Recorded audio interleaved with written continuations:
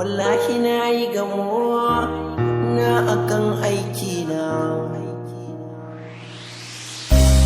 Wai tsaya ku ji zancen, ai ku tsaya ku ji zance, sai ku biyo ku ji zance na. Tsaya ku ji zance, zance na.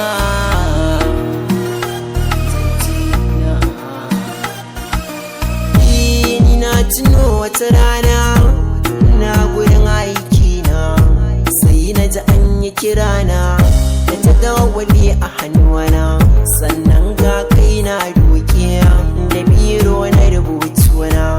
Na ce ajiya me zan kawo sashi a jaddawali na, sa'ilin da ta gama zancen sai na je don cika aiki na. Can na je an kara kirana da wata murya sassanya, nan take kawai da na waiga sai na ga mace sanye da abaya mai kyauci ba ƙarya. A zahiri na ga ta iya tafiya, ta iya tafiya, ta iya tafiya, ta iya tafiya. Ina ce wa ta iya tafiya, wayo ta iya tafiya, wallahi ta iya tafiya. Na kira abokin aiki na ya ji abin da take so ta gaya, domin a hannuna akwai kaya su zan rage ban san ƙarya. Sai ta kafe kan ni in zo, daga tafi so ne na yi zariya, na matsawa sai ta juya, sai na ce ni kuma gani da amsan da murya sassanya, jinta ni yaro ɗani.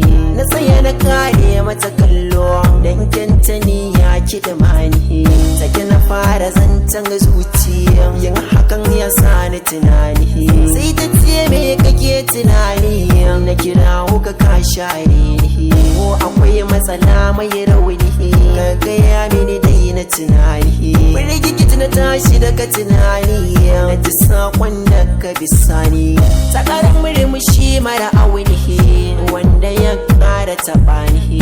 Sai ta ce ka san mene, sai na ce a'a yi bayani, kai ka daɗe kana birge ni.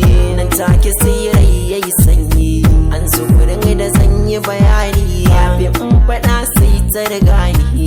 Na ce a ina kika sani, sai a restaurant kika sani, ya akai ne kuma ka sani. Sai na ce anan ne zaki sani, wallahi ka birge ni, ka daɗa ka birge ni, ta bannan ba na yi murna,